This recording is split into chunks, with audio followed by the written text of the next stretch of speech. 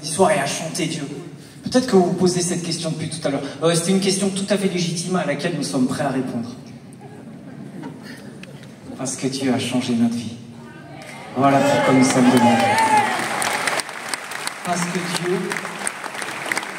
que Dieu a été extraordinaire dans nos vies ordinaires. Vous savez quoi, on est des gens absolument ordinaires. Vous savez qu'avec Thomas, on est frères? Oui. Ah oui, vous savez, ok, on habite à Lyon, on est des supporters de l'OL.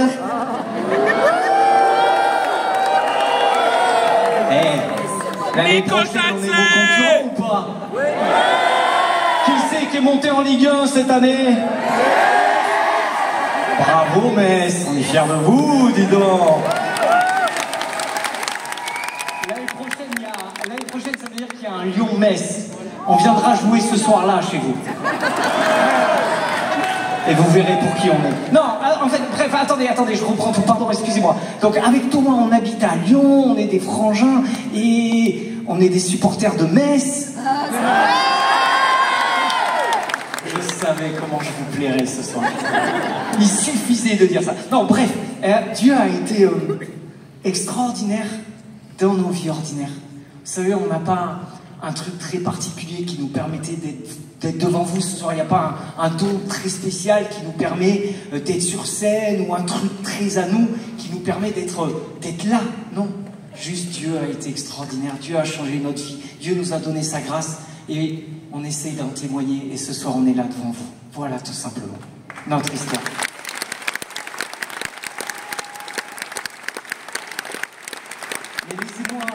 Laissez-moi vous raconter une histoire pour vous montrer combien Dieu veut être extraordinaire dans vos vies ordinaires. Vous vous souvenez ce qui s'est passé durant les jours de la Passion? Quand Jésus a été arrêté, ses disciples ont fui. La plupart de ses disciples sont partis en courant. Vous savez même que Pierre, le soir où Jésus a été arrêté, il y a eu la trahison de Pierre, il l'a renié plus de 3 fois. Enfin bref, tous les disciples sont partis en courant se cacher, tous les disciples sont partis s'enfermer à clé, et dans l'évangile de Jean au chapitre 20, vous pourrez les mêmes voir, il est dit qu'ils sont enfermés à clé dans une pièce tellement qu'ils avaient peur.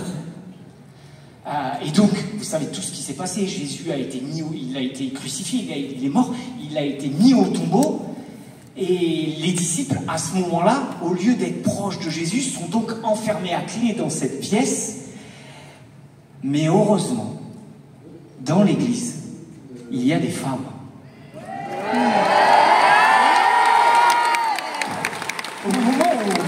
Le dimanche matin, au moment où les disciples sont enfermés à clé dans une pièce, ils ont peur, ils tremblent, ils sont complètement effrayés par ce qui va leur arriver, il y a des femmes qui courent au tombeau. Alors ces femmes, c'est Marie-Madeleine, Marie et Salomé. Donc 2 catholiques et un protestant. Bah oui, c'est Marie. Non mais Marie, c'est notre truc à nous les cathos. Donc forcément, vous avez Marie-Madeleine, Marie et Salomé. Et Salomé, c'est un peu un prénom bizarre, ça fait un peu protestant, vous êtes d'accord? Non, je rigole évidemment. Nous, on a une protestante sur scène, elle est incroyable, et elle s'appelle Alizée. Elle s'appelle Alizée parce que si ses parents avaient été cathos, elle se serait appelée Marie-Alizée. Bref, on a 3 femmes qui sont pleines de courage et qui, au moment où le soleil se lève à peine le dimanche matin, vont et marchent vers le tombeau. Ça dit quelque chose du courage des femmes au moment où les choses s'effondrent dans la vie. Ça dit quelque chose du courage des femmes au moment où les hommes sont effrayés et ont peur. Elles marchent toutes tremblantes vers le tombeau. Elles ont les huiles avec elles et elles veulent embaumer le corps du Christ. Elles veulent aller savoir ce qu'il en est de Jésus. Et à ce moment-là, lorsqu'elles marchent, elles parlent toutes les 3 parce que c'est des femmes. Non, parce que... Pardon. Non. Attendez, j'ai pas fini. Parce que si ça avait été Pierre et Jean, non, ils n'auraient pas parlé.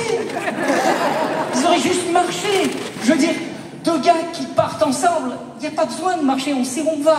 Seulement, quand il y a 3 femmes qui marchent vers le tombeau, il y a un moment donné, il y en a une qui pose la question. Et Marie, au fait, qui va nous rouler la pierre?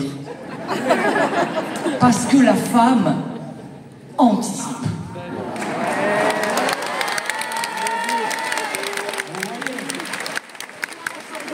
savez quoi? Elles sont en train de marcher toutes les trois et elles sont toutes tremblantes, elles ont juste leur foi et elles marchent quand même en se posant cette question en disant mais comment allons-nous faire pour atteindre Jésus? Comment allons-nous faire pour rentrer dans ce tombeau? Nous ne pouvons même pas rouler la pierre. Et elles se posent cette question, c'est-à-dire elles marchent dans leur vie, elles sont pleines de foi, mais devant elles, elles savent qu'elles ont un obstacle infranchissable. Et vous savez quoi? Ça ressemble peut-être à ce que vous vivez actuellement. Peut-être que dans votre vie actuellement, vous marchez dans votre couple, vous marchez dans votre famille, vous marchez dans vos relations avec vos enfants, et vous vous dites, qui roulera la pierre? Qui viendra m'aider? Qui viendra m'aider face à cet obstacle qui arrive devant moi? Peut-être que vous avez même vécu un divorce, peut-être que vous avez vécu une trahison, peut-être que vous êtes séparés et que votre cœur a été brisé. Et vous vous dites pour demain, pour rencontrer quelqu'un, qui me roulera la pierre?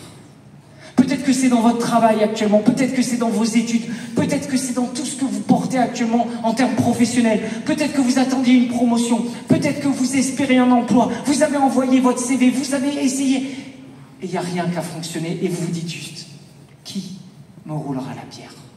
C'est la même question que ces femmes se posent, et peut-être que même c'est plus intérieur actuellement, c'est dans votre santé, c'est juste dans ce que vous vivez à l'intérieur de vous, lorsque vous vous couchez le soir et que vous êtes le seul à penser tout ce que vous pensez et que votre charge mentale vous dit mais qui me roulera la pierre?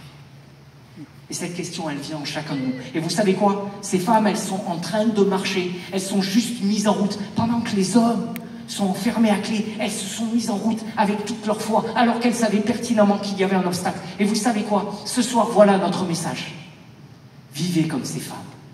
Mettez-vous en route vers le tombeau, même si vous savez qu'il y a un obstacle, même si vous savez qu'il y a une pierre à rouler, même si vous savez que c'est difficile, que ça va être compliqué, qu'il y a clairement devant vous quelque chose qui va peut-être vous empêcher de passer.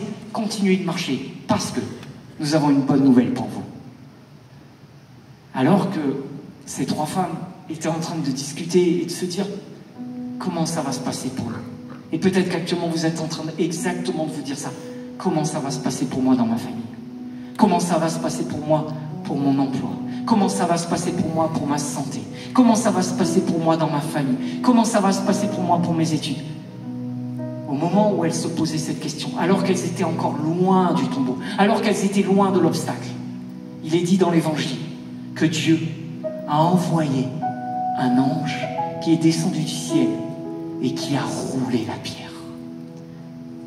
Alors que vous vous mettez en route, alors que vous marchez avec votre foi, alors qu'il fait encore nuit, alors que vous avancez dans votre famille, alors que vous avancez vers votre emploi, alors que vous avancez pour votre santé, alors que vous avancez pour vos études, alors que vous avancez pour une meilleure relation avec quelqu'un, Dieu était déjà en train de s'occuper de ces femmes et de leurs soucis et de rouler la pierre.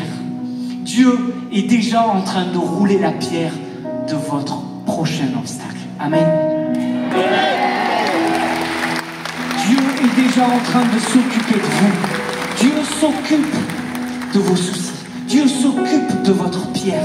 Dieu s'occupe de ce que vous portez actuellement. Dieu s'occupe de ce qui fait que vous vous posez la question et que vous vous dites mais comment ça va se passer pour moi?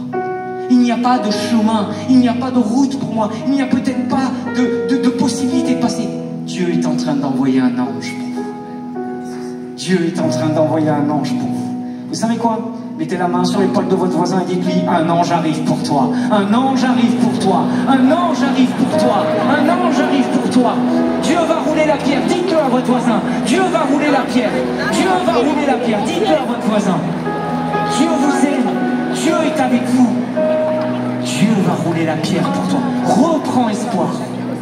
Peut-être que tu es en train de marcher vers une route qui est compliquée dans ta vie. Dieu va rouler la pierre. Amen.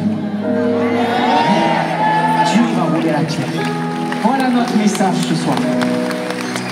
Et au moment où elles sont arrivées au tombeau et la pierre était roulée, l'ange s'était assis sur la pierre. Non pas parce que l'ange était fatigué, c'est un ange qui faisait du crossfit. Donc, il n'y a pas de problème pour l'ange, il n'était pas fatigué. C'est juste que ça veut dire combien Dieu avait pris autorité sur cette chose. Lorsque un ange s'assoit, lorsque Dieu s'assoit sur la pierre, c'est pour dire j'ai toute autorité là-dessus. Donc, n'ayez pas peur de confier peut-être à Dieu ce soir ce qui dans votre vie semble être votre prochaine pierre à rouler. Je ne sais pas laquelle c'est. Je ne sais pas vers où vous marchez. Mais nous avons une chose à vous témoigner. Mettez-vous en route, comme ces femmes. Ayez confiance.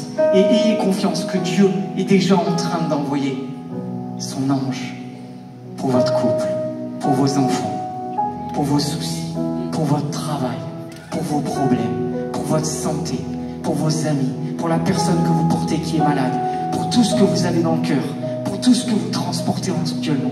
Dieu est en train d'envoyer son ange. Amen. Alors je vais vous inviter, si vous voulez bien. Je vais vous inviter juste, on va finir avec ça si vous voulez, à prendre une minute pour vous. Et juste de penser